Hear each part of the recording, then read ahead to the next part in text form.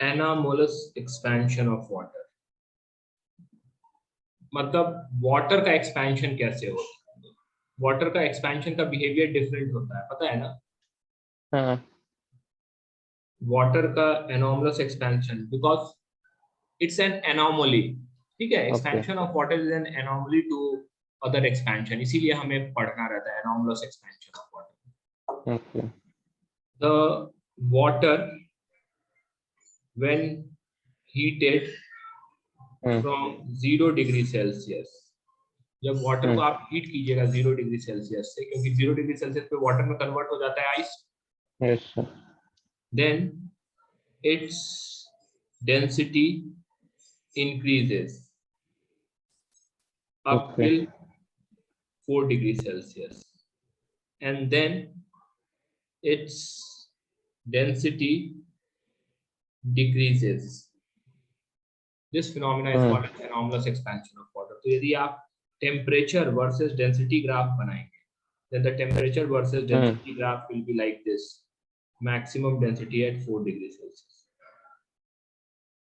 So if you will draw the volume versus temperature graph, water का volume versus temperature graph, तो वो कैसा होगा? इन्वर्ट हो जाएगा इस तरह से. 4 डिग्री सेल्सियस पे मिनिमम वॉल्यूम होता है वाटर. समझ में आया ये? Yes sir this is called as anomalous expansion of water, क्योंकि कहीं कहीं पे क्वेश्चन रहता है एनॉमलस एक्सपेंशन ऑफ वाटर का, इसीलिए. तो जैसे मैं एक क्वेश्चन आपको दे दूं, suppose there is this wood and this is floating on water. Yes This is water.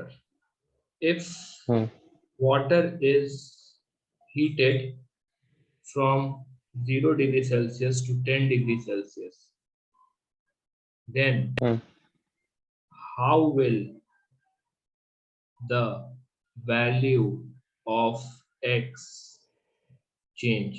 x जो है ये है, that is volume above the water surface. ये मान लीजिएगा, assume that there is negligible change in wood of wood due to heating. Heating के कारण would पे कोई फर्क नहीं पड़ रहा, ठीक है? सो कैन आई से लाइक दिस कि जो इसका mg होगा, लेट्स से ये वॉल्यूम को v1 ले लेते हैं, ये वॉल्यूम को v1 ले लेते हैं. So mg is equal to v1 rho g water का. या हम इसको इस तरह से लिख सकते हैं कि x plus v1 into density of would कह लेते हैं d into g is v1 rho g. This g gets cancelled out, so x plus v1 is v1 rho by d हो जाएगा. So x is v1 rho by d minus v1 हो जाएगा. ठीक है, मतलब बेसिकली x और v दोनों ही variable है, मतलब x प्लस v1 जो होगा, या इस तरह से भी let me make it this x by v1, ये बेटर तरीका होगा, रो by d हो जाएगा. इससे ज्यादा बेटर तरीके में समझ में आएगा. x by v1 is rho by d minus.